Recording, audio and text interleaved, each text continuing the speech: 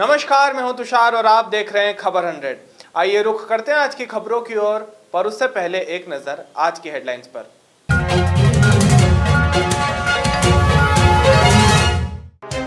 Love जिहाद के खिलाफ उठी कानून बनाने की मांग।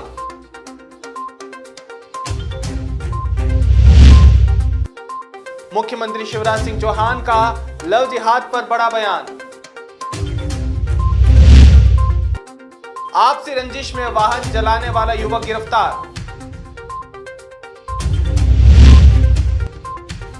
उज्जैन में खाद के लिए किसान लाचार।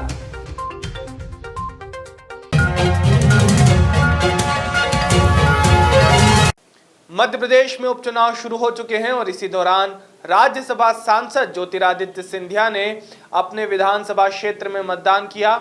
इसके साथ ही उन्होंने कहा कि उन्होंने भारतीय जनता पार्टी कार्यकर्ता के रूप में पहली बार वोट डाला है।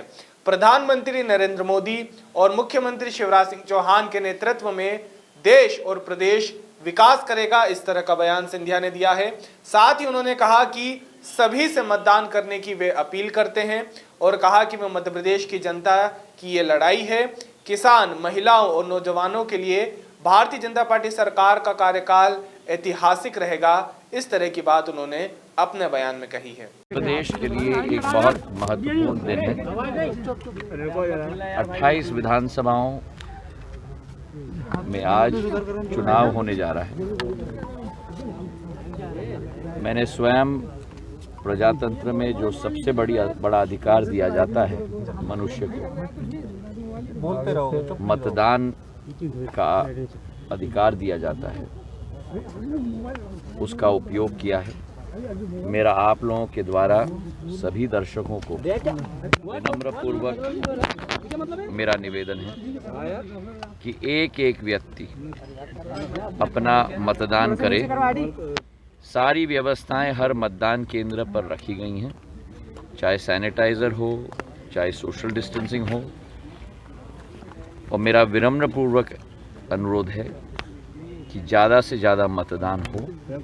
ये प्रजातंत्र की महत्व की लड़ाई है, ये मध्य प्रदेश की जनता की लड़ाई है और मुझे पूरा विश्वास है कि इन 28 के 28 विधानसभाओं में कमल का फूल का परचम लहराएगा।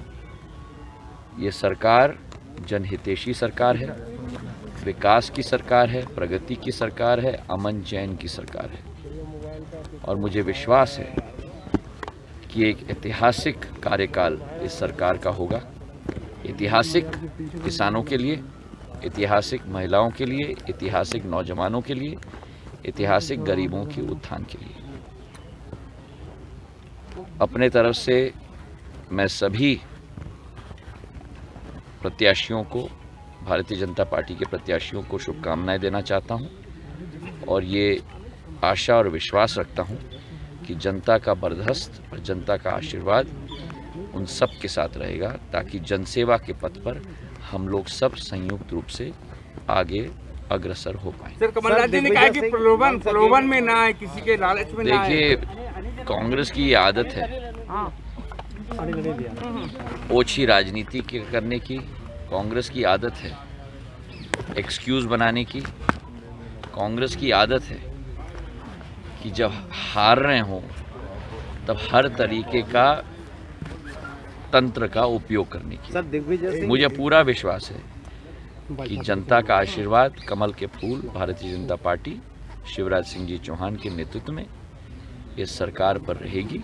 मध्य प्रदेश के मुख्यमंत्री शिवराज सिंह चौहान ने आज बड़ा बयान दिया है, जिसमें उन्होंने कहा कि लव के नाम पर कोई जिहाद नहीं होगा और अगर जरूरत पड़ती है तो उसके लिए कानून व्यवस्था भी बनाई जाएगी।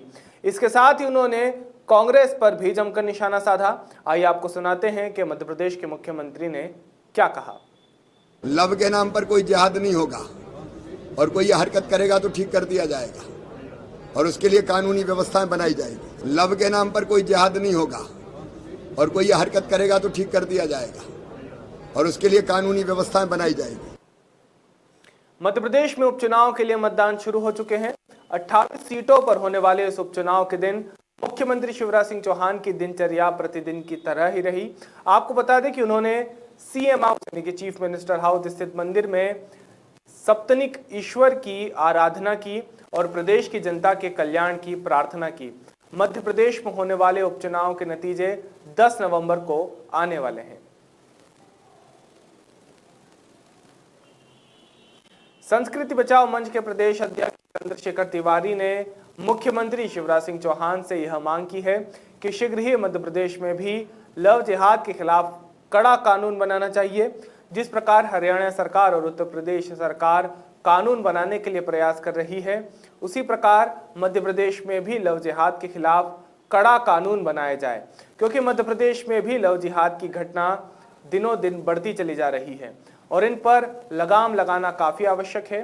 आइए आपको सुनाते हैं कि चंद्रशेखर तिवारी ने अपने बयान में क्या कहा।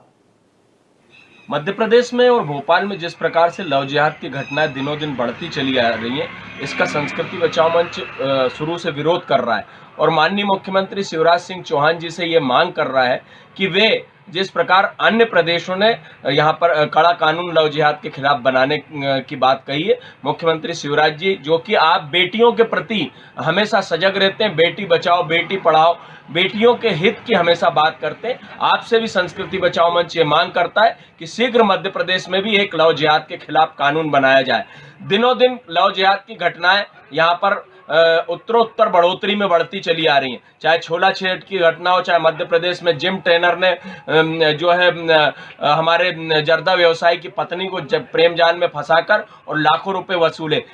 सुनियोजित तरीके से जो है मुस्लिम धर्मावलंबी हिंदू लड़कियों को बरगलाकर और उनने प्रेम जाल में फंसाकर लव जिहाद की घटनाओं को अंजाम दे रहे हैं। हम कड़े से कड़ा कानून की मांग करते हैं कि आप शीघ्र जो है कड़ा से कड़ा कानून बनाकर लव जिहाद की घटनाओं की बढ़ोतरी पर रोक लगाएं और जो भी इस प्रकार से लव जिहाद की घटनाओं को अंजाम देता है उनके खिलाफ राष्ट्रीय सुरक्षा अधिनियम के तहत कार्रवाई होनी चाहिए, क्योंकि सांप्रदायिक सौहार्द बिगाड़ने का काम जो है वो मुस्लिम लोग कर रहे हैं और सुनियोजित तरीके से षड्यंत्र पूर्वक यह कार्य उनके द्वारा किया जा रहा है। संस्कृति बचाओ मंच माननीय मुख्यमंत्री शिवराज सिंह चौहान जी से, गृह मंत्री नरोत्तम मिश्रा जी से और प्रदेश के भारतीय जनता पार्टी के अध्यक्ष BD शर्मा जी, साथ ही केंद्र के माननीय हमारे केंद्र की सरकार में माननीय प्रधानमंत्री नरेंद्र मोदी जी से मांग करता है कि अगर केंद्र में यह कानून आ जाएगा तो पूरे देश में लागू कर दिया जाएगा। ये संस्कृति बचाओ मंच आपसे मांग करता है। नवरत्न बाग स्थित वन विभाग के सरकारी क्वार्टर में रह रहे एक वन रक्षक ने फांसी लगाकर आत्महत्या कर ली। बताया जा रहा है कि वन रक्षक शराब पीने का आदी था और पिछले 6 महीनों से ड्यूटी पर नहीं जा रहा था। दरअसल मामला यह है कि वन रक्षक सुधीर दुबे ने सोमवार रात फांसी लगा ली थी। मंगलवार की अल्प सुबह जानकारी लगते ही परिजन सहित अन्य स्टाफ मौके पर पहुंचे। मामले की सूचना वन कर्मियों ने तत्काल पुलिस को दी, जिसके बाद पुलिस ने वनकर्मी के शव को पोस्टमार्टम के लिए MY अस्पताल भिजवाया। फिलहाल पुलिस मामले की जांच कर रही है। यही परेशानी थी। ओके। दूसरा वो ड्यूटी नहीं जा रहे थे 6 महीने से। ठीक है। और बीमारी भी थी इनको, 2-3 प्रकार की बीमारी थी, उसके कारण मतलब ये ज़्यादा ही वो थे, गोलियां दवाई गोली चलती थी इनको। और इनका बड़ा भाई भी यहाँ पास में ही रहता है, वो 1 महीने से उनका लड़का रोज़ आना जाना कर रहा था और वही देख रहा था इनको खाना वाना खिलाना, ये करना वो सब वही देख रहे थे। ये तो आज ही अचानक एकदम, कल तो वो दोपहर को तो बैठे थे। मुन्नालाल जी बताएं क्या करते थे? ये फॉरेस्ट में नौकरी करते थे, नाकेदार थे। जी जी। कहाँ पदस्थ थे? ये कार्ययोजना में थे सर। जी। कार्ययोजना में ऊपर ऑफिस में, वर्क प्लान में। कैसा स्वभाव था इनका? कैसे? और स्वाद अच्छा था सर, अभी दारू वारू पीते थे। ओके। कब सूचना मिली आपको? ये तो सुबह मिली थी। यहाँ अकेले रहते थे? हाँ अकेले रहते थे। बच्चे अभी 1 महीने से बाहर चले गए थे। आपका नाम बताइए। कोई तनाव में थे जी? कोई तनाव में थे क्या? कोई तनाव में कोई बात की आपसे कभी? किसी तनाव में तो सर अब ऐसे ही है, घर में क्या होता था अपन को आप लोग क्या बता सकते थे।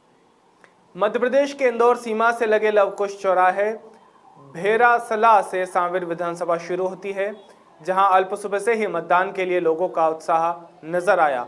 लोगों के उत्साह और पुलिस प्रशासन की बेहतर व्यवस्थाओं को लेकर भाजपा नेता लक्की अवस्थी ने खुशी जाहिर करते हुए आभार व्यक्त किया। आपको बता दें कि इंदौर के सांवेर विधानसभा सहित प्रदेश की 28 सीटों पर उपचुनाव संपन्न करवाए जा रहे हैं।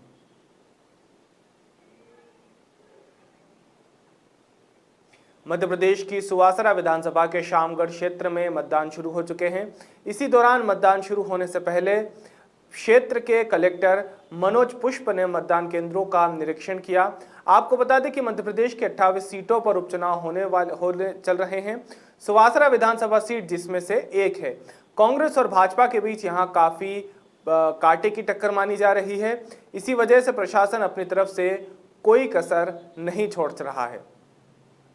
इशूज थे वो सब उसी समय सॉल्व कर दिया गया था। चुनाव के दौरान अभी तक कोई भी मशीन के खराब होने की सूचना नहीं है। सभी जगह अनइंटरप्टेड पोल हो रहा है और लगभग 100 मतदान केंद्रों पर हम और पुलिस अधीक्षक साहब अभी तक घूम चुके हैं। सभी जगह सुचारू रूप से और अच्छा मतदान है। कहीं मतदान में बहिष्कार हुआ हो या कोई विवाद की सूचना? इस तरह की कोई अभी सूचना तो नहीं आई है। अभी संवेदनशील मतदान क्षेत्र जो है वहाँ पर भी अच्छा मतदान हो रहा है। हम लोगों ने 30 मतदान केंद्रों पर वेबकास्टिंग किया है, 50 मतदान केंद्रों पर सीसीटीवी लगा रखा है, 117 मतदान केंद्रों पर माइक्रो ऑब्जर्वर है, 50 मतदान केंद्रों पर सेंट्रल रिजर्व पुलिस की फोर्स है। तो उन सभी 117 मतदान केंद्रों पर भी काफ़ी अच्छा मतदान हो रहा है। सुरक्षा के व्यापक इंतजाम हैं और कहीं से भी कोई अनटुवर्ड इंसिडेंट की बातें नहीं आई। एरोडम इलाके में एक नई एक्टिवा को आग के हवाले करने वाले बदमाश को पुलिस ने हिरासत में लिया है। इसके बाद वारदात के महज 6 घंटे के अंदर ही पुलिस ने उसे तलाश कर लिया। आपको बता दें कि प्रशांत चौबे एडिशनल एसपी के अनुसार रुक्मणी नगर में रहने वाले एक युवक की नई एक्टिवा गाड़ी को बीती रात एक अज्ञात बदमाश ने आग लगा दी थी, जिसके मामले में थाने पर रिपोर्ट भी दर्ज हुई थी। इसके बाद मुखबिर से पुलिस को सूचना मिली कि गाड़ी को आग लगाने की वारदात को मोनू सिंह चौहान ने अंजाम दिया है। सूचना के आधार पर घेराबंदी कर उसे पकड़ा गया, जहां पूछताछ के दौरान मोनू ने बताया कि फरियादी से उसकी पुरानी रंजिश थी, इसी वजह से उसने गाड़ी को जलाया है। ये रुक्मणी नगर में कल एक घटना प्रकाश में आई थी जिसमें एक्टिवा वाहन जलाया गया था।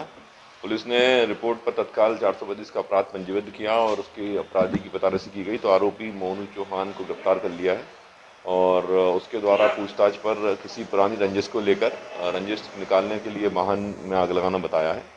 आरोपी का जैसे कि आप लोग बता रहे हैं कि इसका रिकॉर्ड है और इनके जो अन्य गतिविधियों के बारे में जानकारी मिल रही है। डिटेल उसमें इंस्ट्रक्शन दे दिए गए हैं जांच अधिकारियों को और थाना प्रभारी को, उसमें डिटेलिंग करके प्रॉपर कार्रवाई इस प्रकरण में की जाएगी।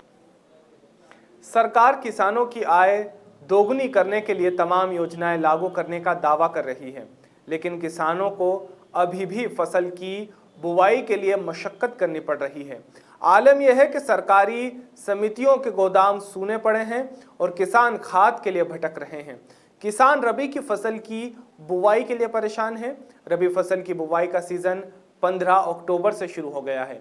किसानों ने खेतों में बुवाई से पहले ही पलेवा करना शुरू कर दिया है, लेकिन सरकारी समितियों पर खाद नहीं होने से किसान काफ़ी परेशान हैं। इसके चलते किसानों को बाजार से नगद पैसा देकर खाद खरीदनी पड़ रही है। आपको बता दें कि किसान खाद के लिए दर दर भटकने को मजबूर है, जिसकी वजह से खाद नहीं मिलने से किसानों को बुवाई में पिछड़ने की चिंता अब सताने लगी है। किसान खाद की आस में समितियों के चक्कर काट रहे हैं। ये ना सुपर मिला है, ना डीएपी को कुछ भी नहीं मिला, ना यूरिया मिल रहा, कोई भी खाद समस्या नहीं है। ये खाद भी नहीं आ रहा है, डीएपी नहीं आ रहा, इक्को नहीं आ रहा है, खेत सुखा रहा है, किसान परेशान हो रहा है, आत्महत्या कर रहा है किसान। हमारा इक्को और यूरिया दोनों ही नहीं मिला। हाँ, मजदूर साहब कने बैठो 5 मजदूर साहब बोरी को 2 रुपये बोरी। इक्को डीएपी खाद 1 माह हो गया है, खाद ही नहीं है, खेत सूख रहे हैं, रेल रुला के खड़े पड़े हैं, हके हुए खेत, प्रशासन अंधी है, सोसाइटी के कर्मचारी लापरवाह कर रहे हैं। अभी के लिए केवल इतना ही। बाकी ताज़ा खबरों के लिए जुड़े रहिए खबर 100 के साथ, जनता की बुलंद आवाज़।